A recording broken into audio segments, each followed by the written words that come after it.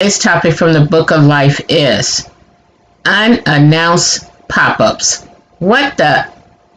Why do people who never let you know where they live or invite you to their home are always popping up at your house unannounced?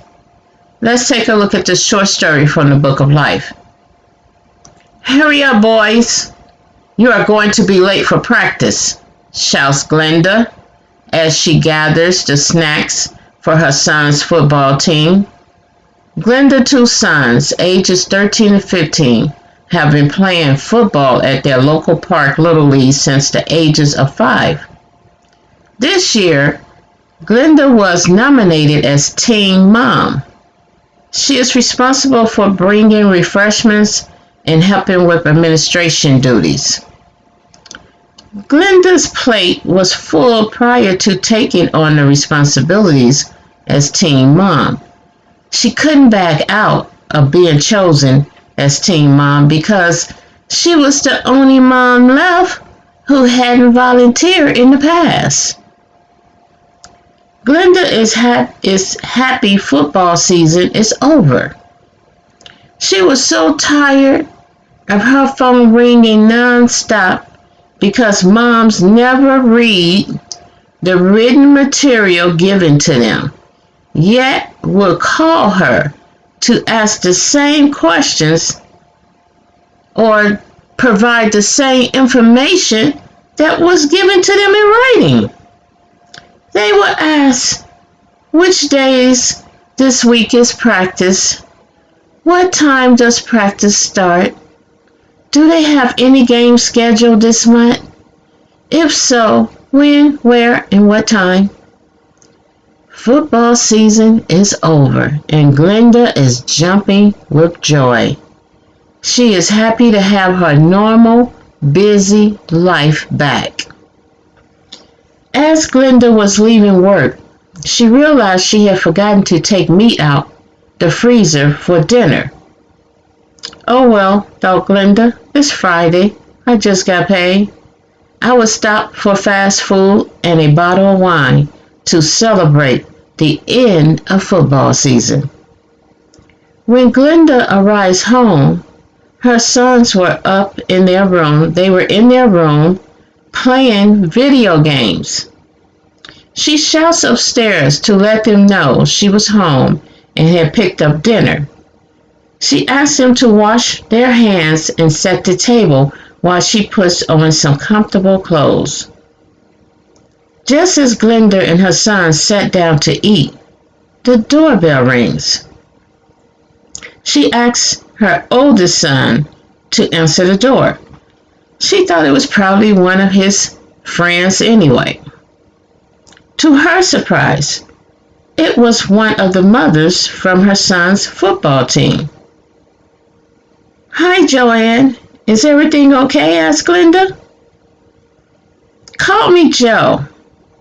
Everyone calls me Joe, replied Joanne. Yes, everything is okay. Curtis went to his dad's house for the weekend, so I thought I would come over to visit. Oh, states Glenda, with a confused look on her face. You also have a daughter, right, Joe? Yeah, she went on a date with her boyfriend. I see. Glenda is puzzled. Well, my sons and I were preparing the table for dinner. Don't let me stop you. I can sit in your living room until you all finish.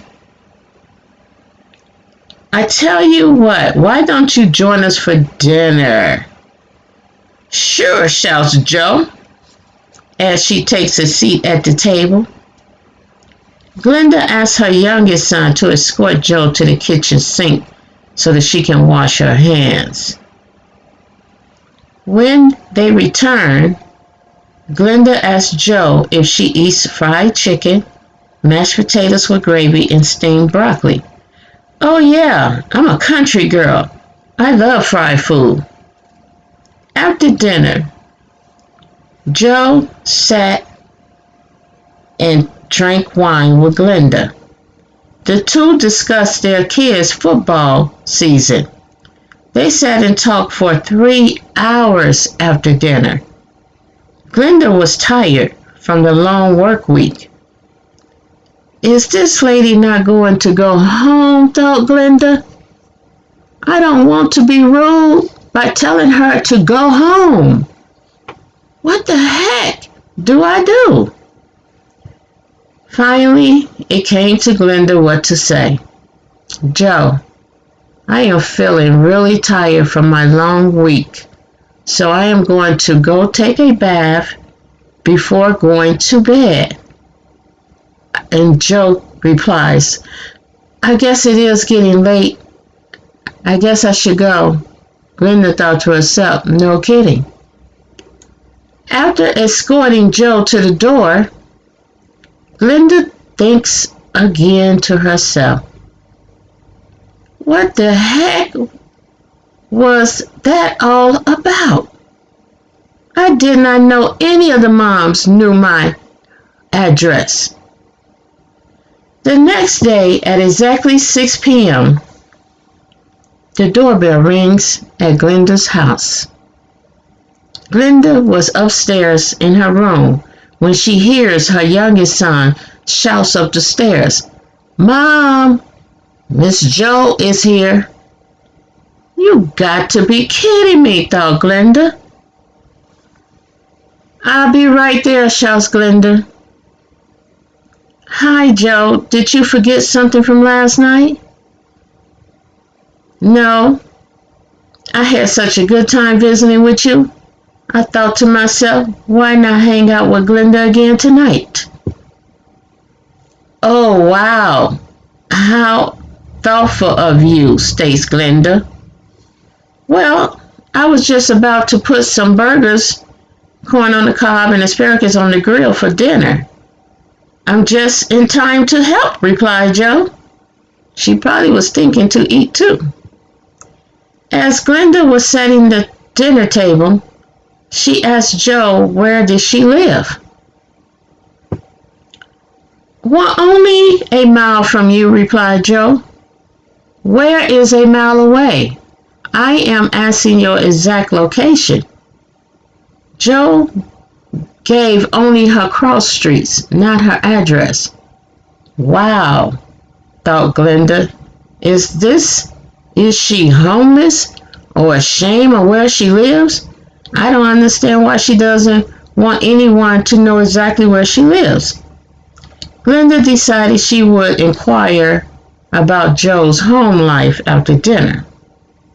So as the two ladies sit in the backyard sipping on wine after dinner, Glenda asked Joe was she married or have a significant other. I'm not married. My boyfriend moved in with me and my kids approximately 3 years ago. Does your boyfriend work nights? Asked Glenda. No, replied Joe. What does he do for a living? Asked Glenda. He works in the automotive industry, replied Joe. What do you do for a living? Asked Glenda. I work for a hotel. I don't understand all the vague replies to my questions. Glenda is confused. What is this woman hiding, and why does she want to hang out at my house? Once again, Glenda had to tell Joe that she was tired in order to get her to go home. The next day was Sunday. Glenda and her sons spent the evening at Glenda's parents' house. Upon arriving home at 8 p.m., she could see on her security camera system that Joe had rang her doorbell at exactly 6 p.m. for approximately 15 minutes before leaving. What is this lady's problem? Thought Glenda. I need to get to the bottom of this. The next morning, as Glenda was dropping her sons off at school before heading to work, She tells her boys, she says, from this day forward, I need you both to check the security camera before answering the door. If it is Miss Joe, do not open the door or shout through the door that you have to go get your mother. I need you both to simply ignore the door, and I will handle Miss Joe in private at a time that is convenient for me. Glenda may want to make sure her boys understood the command she had given them. Okay, replied Glenda's sons. We got it. We understand. So one son said, what is going on? That's Glenda's oldest son. He was curious. He was curious to what is going on. Mom, what's going on? I don't know, son, but I plan on finding out. Miss Joe has been coming to our house every night since Friday at exactly 6 p.m. She doesn't tell me exactly where she lives. I'm sensing something has to be wrong with her living situation, and she is using my house as an escape from her reality. I have to think about you two's safety, and her actions is causing me to be alarmed. Mom, I know where Miss Joe lives, states Glenda's oldest son. You do? Yes. Her son Curtis texted me the address after inviting me over to play a video game with him. And shortly after texting me his address, he called me up to say he couldn't have any company and he would see me at football practice. States Glenda. Interesting. She says, son, forward me that text with his address, with their address on it. Okay, Mom. Glenda decided she would wait until Saturday before making an unannounced visit to Joe's house. Every day prior to Saturday, Joe would come to Glenda's house at 6 p.m. and ring the doorbell for exactly 15 minutes. Sometimes the woman had the nerve to go sit in her car for 10 minutes, then come back and ring the doorbell.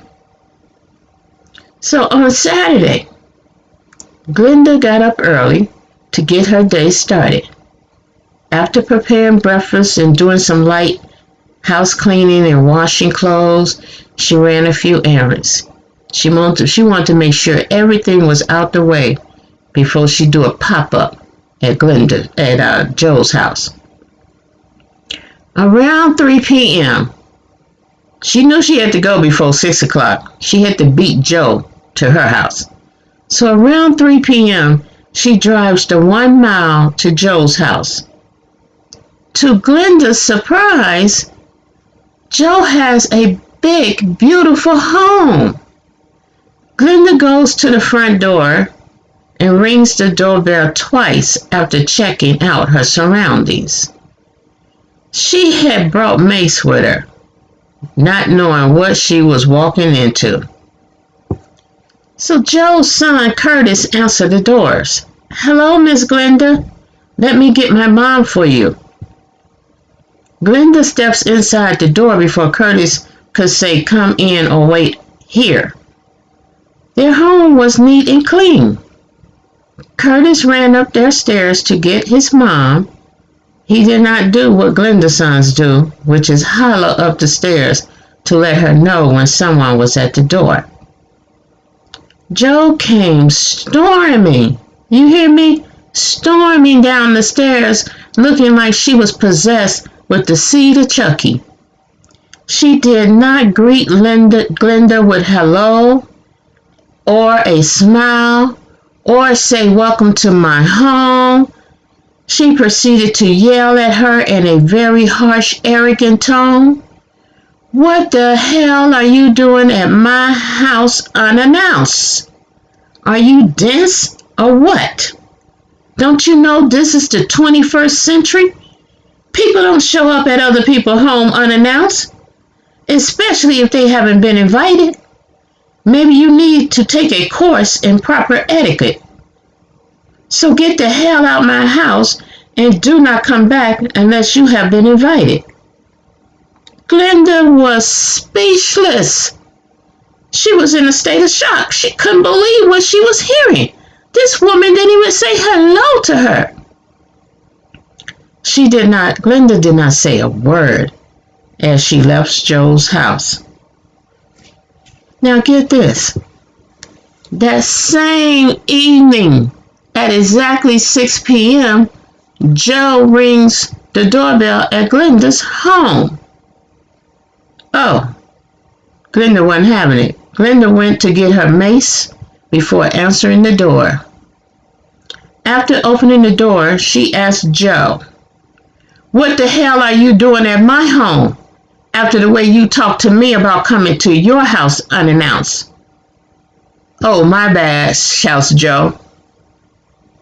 "I don't like people coming to my house unannounced." Then she proceeds to push past Glenda to come into her house. Glenda shoulder bumped Joe, pushing her back from entering into her home. "Hell to the no," shouts Glenda. "You have the wrong one, sister. You do not get to come to my house and receive what you do not give at your home. I suggest if you don't want a problem with me, get the hell off my property. People like you have no place in my life, and especially not in my home. Do not, and I repeat, do not ever come to my home again," shouts Glenda as she slams the door in Joe's face. That was the end of the beginning of their friendship. Sometimes you just got to get rid of those type of associates. I don't even want to call them friends. You just got to get rid yourself of them. They not adding nothing to your life but causing a bunch of mayhem. Let them go. Let them go and do you. Click the thumbs up and the subscribe button. Be safe, people. Be blessed. Peace. And remember to click that thumbs up button. Bye.